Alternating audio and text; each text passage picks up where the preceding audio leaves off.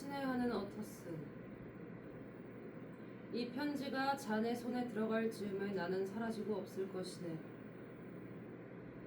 이것은 내가 미리 예상치 못한 상황 때문이야. 하지만 종말은 확실하게 또 빨리 올 수밖에 없다는 것을 본능적으로 알 수 있네.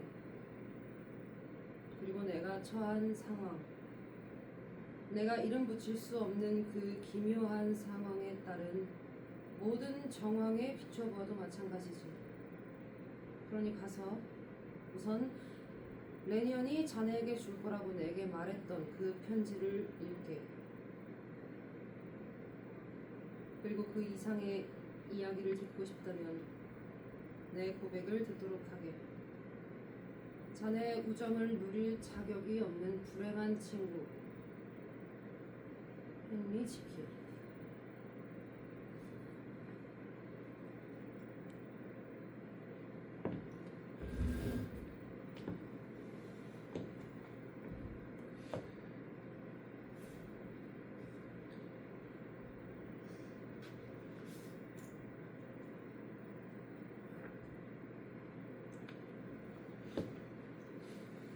나는 유복한 집안의 아들로 태어났네. 건장하고 부지런한 성격인데다 현명하고 선한 동료 인간들의 존경을 받는 것을 즐겼네. 그래서 짐작할 수 있듯이 명예롭고 성공적인 미래가 보장된 사람이었네. 내 최악의 결점은 경박하고 참을성 없는 성격이었는데, 그런 성격을 가진 다른 많은 사람들은 보통 행복했지. 하지만 나는 고개를 높이 치켜들고 싶다는 욕망, 대중 앞에 섰을 때 남달리 진중한 표정을 짓고 싶다는 오만한 욕망과 그처럼 경박한 성향을 절충하기 어려웠어. 그래서 내 쾌락을 감추게 되었고, 성숙한 연령에 이르러 주변을 둘러보고 내 상승한 지위를 생각해 볼 즈음에는 이미 심각하게 이중적인 삶을 살고 있는 상태였네. 다른 사람들 같으면 내가 저지른 정도의 실수는 자랑했겠지. 하지만 나는 스스로를 고결한 사람으로 만든 다음 내 오류들을 거의 병적인 수치심으로 바라보고 감추었네. 그렇게 심각하게 이중적인 인간이긴 했지만 나는 위선자라 할 수는 없었네. 내 양면은 둘 다 아주 진지했기 때문이지.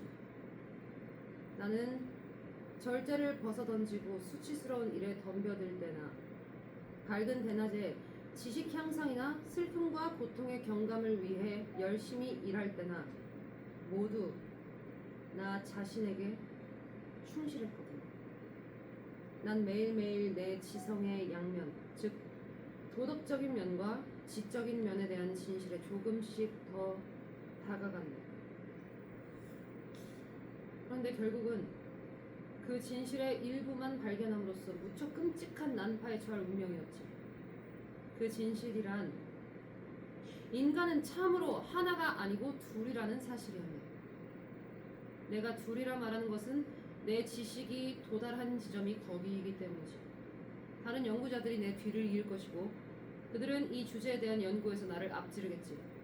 그렇게 되면 인간이란 궁극적으로 각양각색의 조화되지 않는 독립적인 개체들이 모인 정치적 조직체라고 밝혀지게 될 것이라고 감히 추측하네.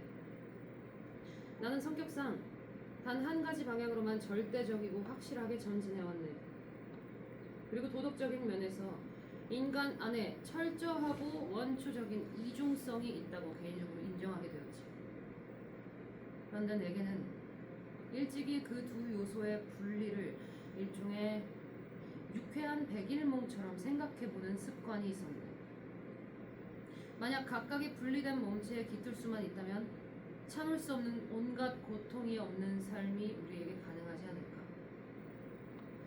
불의한 면은 그것대로 정의로운 쌍둥이의 소망과 후회에서 해방되어 제 길을 가고, 정의로운 면은 그것대로 선행을 즐기며 더 이상 그 이질적인 불의의 손에 수치를 당하고 후회할 위험 없이 정직한 길을 꾸준히 안정적으로 갈 수 있지 않을까. 나는 이 이론을 실제에 적용하는 실험을 할지 한참 망설였네. 그런 실험을 하다 죽을 수도 있다는 것도 잘 알고 있었고, 정체성이란 요새를 그렇게 강력하게 재조정하고 흔들 힘을 가진 약, 그 약을 조금이라도 지나치게 쓰거나 적절치 않은 순간에 쓰는 경우 우리 자신을 전적으로 말살시킬 수도 있으리라는 것을 알고 있었네. 하지만 특별하고 심오한 발견을 할 수도 있다는 유혹이 마침내 막연한 경고를 이겨냈네. 지독한 고통이 뒤따랐어. 뼈가 욱신거렸고 끔찍한 구역질이 났고 태어나는 순간에나 죽는 순간에도 더할 수 없는 영혼의 공포에 사로잡혔어. 이윽고 고통이 신속하게 사라지기 시작했고 마치 큰 병을 앓고 난 뒤처럼 정신이 맑아졌네. 뭔가 기이한 감각이 찾아왔네. 그 새로움을 묘사하기는 불가능한데 그 새로움으로 인해 믿을 수 없을 만큼 달콤한 느낌이 찾아왔지. 내 육체가 더 젊고 가볍게 느껴졌고 행복했네. 내 안에서 무모함, 공상 속의 물레방아처럼 무질서하게 도는 감각적 이미지들의 조류, 의무감이라는 질곡에서의 해방감, 미지의 그러나 순수하지 않은 자유로운 영혼이 느껴졌네. 이 새로운 삶의 첫 숨을 들이키던 순간부터 나는 나 자신이 훨씬 더 사악한 존재, 10배는 더 사악한 인간이 되었다는 사실을, 원죄에 속박된 노예가 되었다는 사실을 알고 있었지. 내 집에서 이방인이 된 나는 살금살금 복도를 지나 내 방으로 들어가 처음으로 에드워드 하이드의 모습을 보았네. 그 약물의 작용은 선악을 구별하는 것이 아니었어. 악마적이지도 신성하지도 않았지. 그것은 다만 내 기질이라는 감옥의 문을 흔들었어. 그러자 그 안에 있던 것들이 감옥의 포로들처럼 밖으로 뛰쳐나온 거야. 그 시간에 내 미덕은 잠든 반면 내 악한 면은 야망에 차 깨어있다 재빨리 기회를 잡은 거지. 뛰쳐나온 것은 에드워드 하이드였어. 이제 나는 외모뿐 아니라 성격도 두 가지였어. 하지만 그중 하나는 전적으로 사악했고 다른 하나는 여전히 똑같은 헨리 지킬, 즉 이미 개선과 교정을 포기한 부조화스러운 혼합물이었지. 그래서 저울추는 악한 쪽으로 더욱 기울게 되었지. 이제 이 두 가지 나 중에서 하나를 선택해야만 하는 것 같은데, 내가 지키를 선택한다는 것은 오랫동안 몰래 즐겨왔고 최근엔 내놓고 용인하던 흥미를 전부 포기해야 한다는 것을 의미했네. 반면 하이드와 운명을 같이 한다면 수많은 희망을 포기하고 단번에 그리고 영원히 타인들의 경멸의 대상이 되고 친구를 잃는 선택이 될 것이었지. 이렇게 비교해볼 때 저울 양쪽의 무게가 동일하다고 할 수는 없을 듯했네. 그러나 이 저울질에는 또 다른 고려사항도 있었지. 지킬은 금욕을 하게 되면 무척 괴로울 테지만 하이드는 자신이 잃은 것에 대해 의식도 못할 터였습니다. 이런 내 상황은 특이하긴 했지만 이 같은 논쟁과 조건의 저울질은 인류만큼이나 오래되고 평범한 것들이기도 하죠. 벌벌 떨면서도 유혹을 이기지 못하는 죄인들에게 거의 동일한 유혹과 경고가 계속 주어지지 않나. 나 역시 보통의 인간들처럼 선한 쪽을 택했지만 그것을 지속시킬 힘은 부족했네.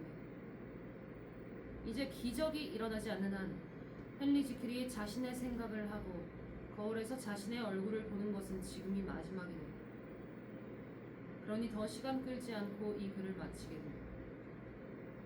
지금부터 30분 후 내가 다시 그리고 영원히 그 증오스러운 인간의 모습을 하게 되면 난 의자에 앉아 벌벌 떨며 울고 있거나 극도의 긴장과 공포 속에서 위협적인 소리를 놓치지 않기 위해 귀를 쫑긋 세우고 이 방을 계속 서성댈 거야. 하이드가 결국 교수대에서 죽을 것인지 아니면 마지막 순간에 자신을 해방시킬 용기를 발견할 것인지는 하느님만 아시겠지. 난 관심이 없네. 지금이야말로 내가 진정 죽는 시간이고 이후의 시간은 나 아닌 다른 사람의 것이니까. 이제 나는 펜을 내려놓고 이 참회록을 봉하며 불쌍한 헨리 지크의 삶을 마감하려고 합니다.